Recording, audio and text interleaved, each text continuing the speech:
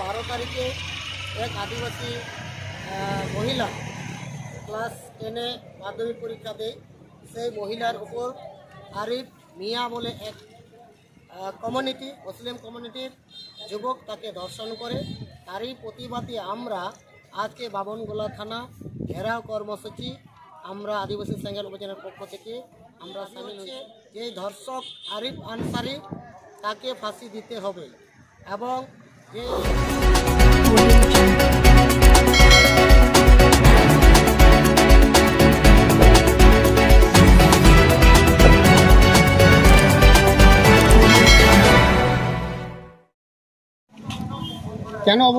কেন র্যালি করছেন, কি সমস্যা আপনাদের? দেখুন, আজকে আমরা আদিবাসী সেঙ্গেল উপজেলার পক্ষ থেকে আমরা বাবনগোলা থানা ঘেরাও কর্মসূচি বিক্ষোভ প্রদর্শনের জন্য আমরা রেডি হয়েছি।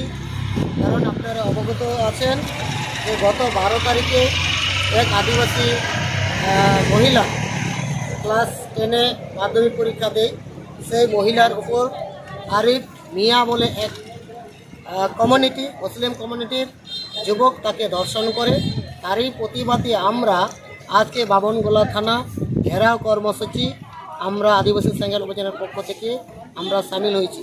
আমাদের দাবি হচ্ছে যে ধর্ষক আরিফ আনসারি তাকে ফাঁসি দিতে হবে এবং যে মহিলা, যে নিপীড়িত পীড়িত মহিলা যাকে ধর্ষণ করা হয়েছে তাকে সরকারি সহযোগিতা দিতে হবে এবং তাদের পরিবারকে আইনত সুরক্ষা দিতে হবে।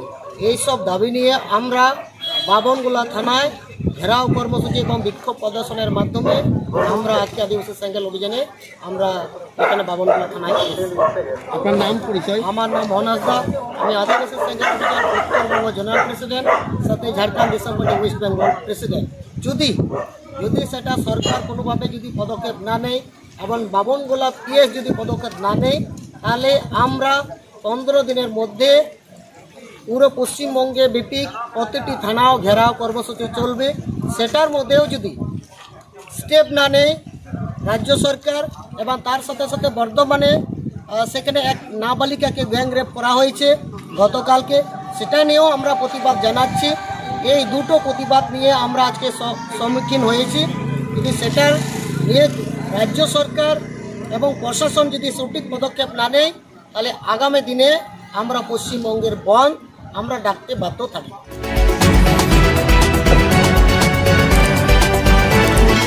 তো বন্ধুগণ, আজকে আমরা এই পশ্চিমবঙ্গের মধ্যে বাস করছি না আমরা পাকিস্তানে বাস করছি?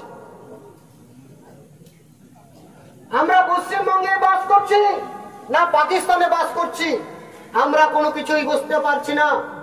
কারণ আজকে থানায় যে আমরা ঘেরে রেখেছি এসছি, এখানে বড়বাবুকে এবং এখানকার আইসি সাহেবকে চেহারা দেখাতে আমরা আসেনি। যে এখানে আমাদের মা বোনরা এসছে, এই আইসি সাহেবকে চেহারা দেখাতে আসেনি। এবং এখান থেকে যে রিপোর্ট যাবে এখানে সরকারের কাছে, মমতা ব্যানার্জির কাছে, এতজন আদিবাসী এসে থানা ঘেরাও করে রেখেছিল, এদের চেহারা আপনি দেখুন। এই চেহারা দেখার জন্য নয়, এখানে একটা নারী,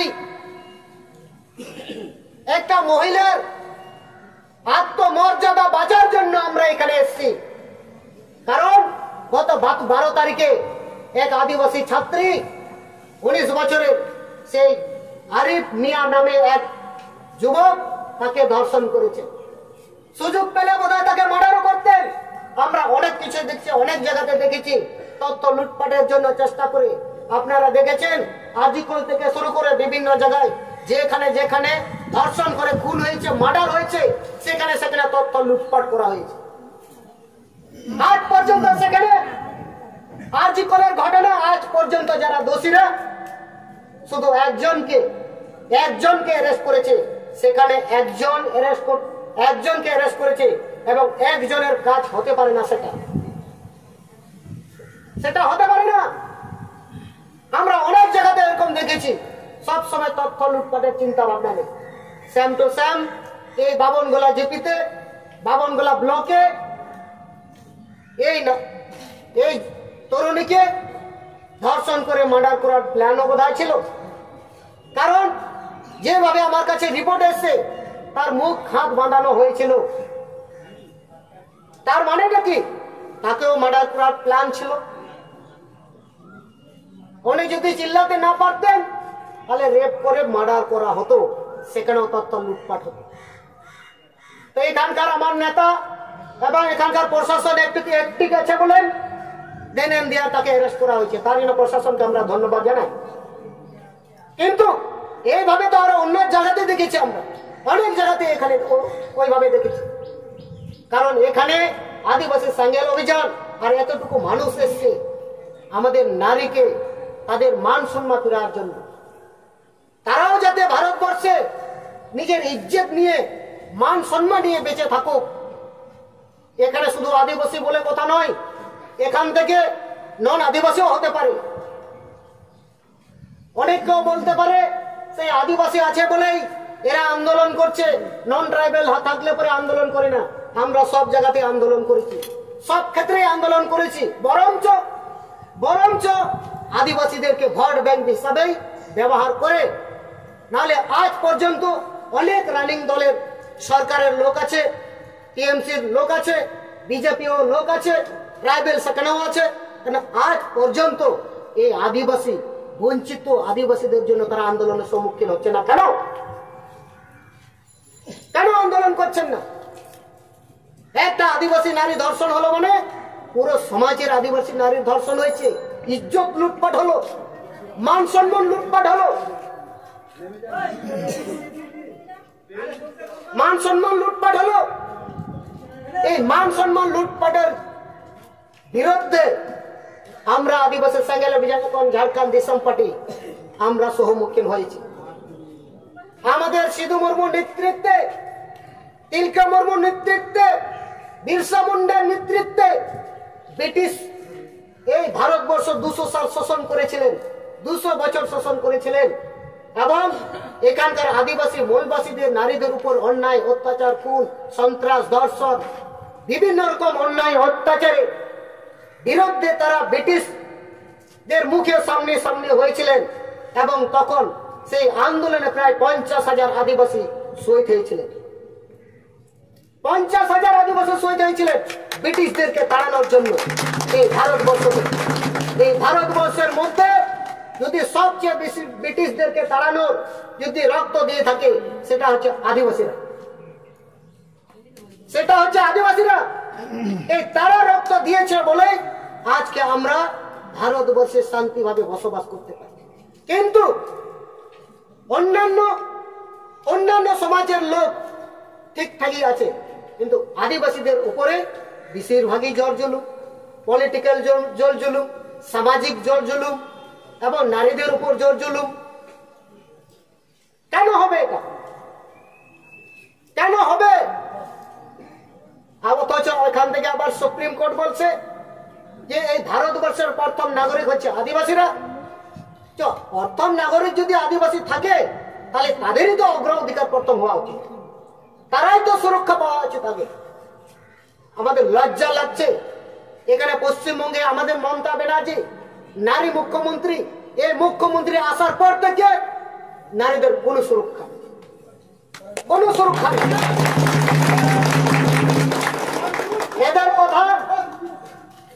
এদের কথা আপনারা দেখেছেন, এই নারীদের কিভাবে সুরক্ষা রাখতে হবে, পশ্চিমবঙ্গের মানুষদেরকে কিভাবে সুরক্ষা রাখতে হবে, এটা এরা চিন্তা করে। কি চিন্তা করে? এই মমতা ব্যানার্জি মুখ্যমন্ত্রী গালি দেয় নরেন্দ্র মোদীকে, আর নরেন্দ্র মোদী গালি দেয় মুখ্যমন্ত্রীকে। এই নাটক চলছে এই 5-10 বছর থেকে, শুধু এটাই নাটক চলছে। আর এখানে আরামসে আদিবাসী নারী এবং নন ট্রাইবেল নারী, আদিবাসী মূলবাসীদের নারীদের উপর আরামসে অন্যায় অত্যাচার চলছে। আর এখানে বাঘ শিয়ালের মতো, জঙ্গলি জানোয়ারের মতো এই আদিবাসী মূলবাসী মহিলাদের উপর এন্টি সোশ্যাল তারা ঝাঁপিয়ে পড়ছে। তাদের দিকে সুরক্ষার কোনো আইনের কোনো পদক্ষেপ নেই, সঠিক কোনো আইনের পদক্ষেপ নেই। আরজিকর ঘটনা, ওখানে এক ডাক্তার পড়ুয়া ধর্ষণে মৃত্যু হলে বলেন উনিও আন্দোলনে নেমে গেলেন।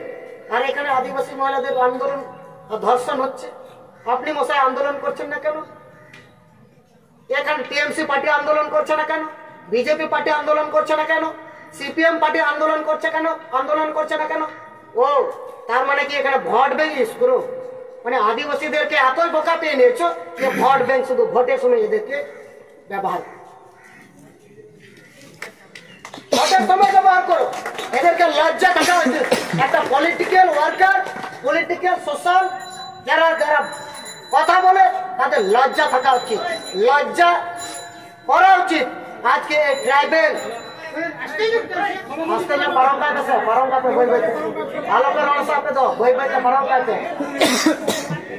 ध्यान हम पे आपको उन्हें तो बैठ बैठे पढ़ाऊंगा ध्यान होता है हमको हिड़िंग चीटिंग करना। तो आज के हबीपुर बाबनगोला ट्राइबल अধ্যুষিত एरिया तो এখানে পুলিশ প্রশাসন আইন তাদেরকে সুরক্ষা বেশি দেওয়া উচিত। আমি দেখলাম হবিপুরে ওখানে প্রশাসনের নেতৃত্বে সেখানে আদিবাসীকে দাবলে কুচলিয়ে রাখা হয়। হবিপুর থানা তাদেরকে এন্ট্রি দেওয়া হয় না। বাবনগোলা থানা আমি বলতে পারছি না। তাদের সেখানে আদিবাসীদের জন্য কথা বলে তারা যে আদিবাসীদের জন্য আমরা পাশে আছি, আর ট্রাইবেল এরিয়াতে তারা চাকরি করছে। ট্রাইবেলের এবং সমস্ত নাগরিকের ট্যাক্স নিয়ে তারা বেতন পায়, আর অথচ এখানকার নাগরিক এবং ট্রাইবেলকে জুলুম চালায়। প্রশাসনের সহযোগিতায় ওখানে এক যুবক তাকে তার সম্পত্তি লুট করার ধান্দা নিয়েছে। চাকরির নাম করে 2 বিঘা জমি রেস্টে উনিয়ে নিয়েছে। ওটাও এক ধরনের শোষণ এবং ধর্ষণ, ওটাও এক রকম ল্যান্ড জিহাদ। শুধু একভাবে আদিবাসীদেরকে দাবলে কুচলে রাখেনি, সমস্ত দিক দিয়ে আদিবাসীদেরকে দাবলে কুচলে রাখার চেষ্টা করছে। তো বন্ধুগণ, আজকে আমরা এই আদিবাসী তরুণীর নিয়ে আজকে থানা ঘেরাও কর্মসূচি রেখেছি। আমরা ডিমান্ড রাখছি প্রশাসনের মাধ্যমে এই আরিফ মিয়ার অতি শীঘ্রই ফাঁসি কিভাবে ব্যবস্থা করা যায় সেটা এই বাবনগোলা থানার আইসি তিনি সেটার পদক্ষেপ নিন।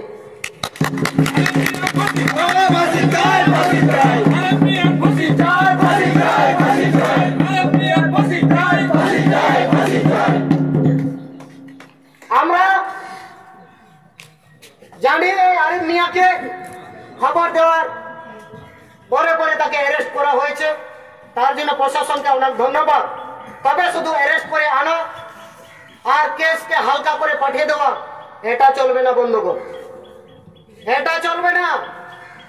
এমন ধারা দিতে হবে তার যাতে ফাঁসির ব্যবস্থা দেওয়া হোক।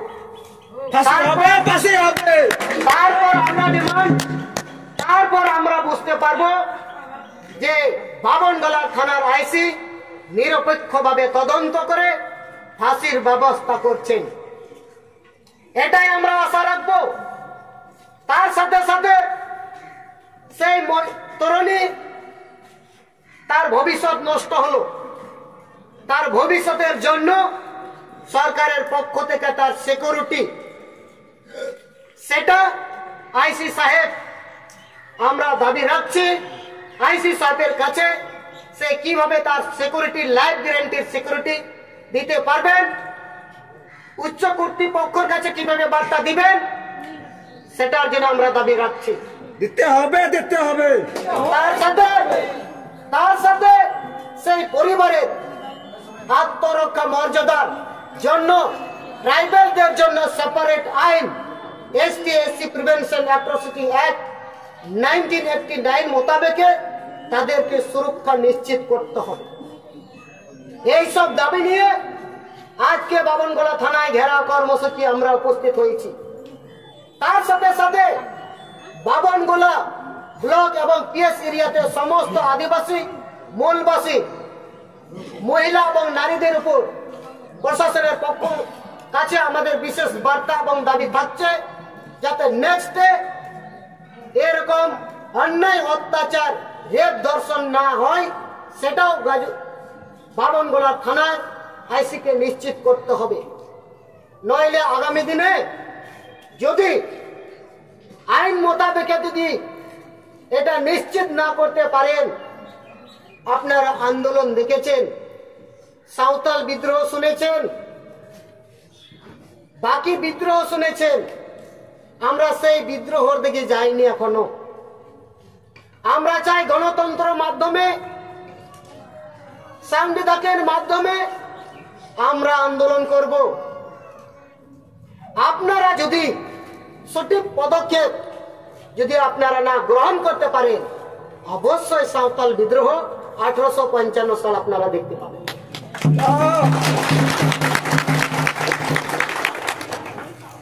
আদিবাসীরা এমনই সরল, আপনারা জানেন,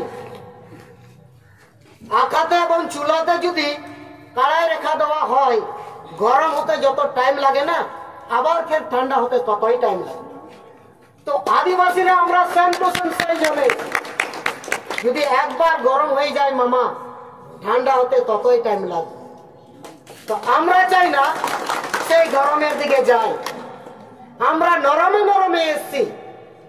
তো আমাদের আশা আকাঙ্ক্ষা আছে আইনের কাছে, তাই আইনেরকে আমরা ভরসা করি, সংবিধানকে মেনে চলি, সেই মোতাবেকে আমরা বিচার চাই প্রশাসনের কাছে, এই বামনগোলা থানার আইসির কাছে।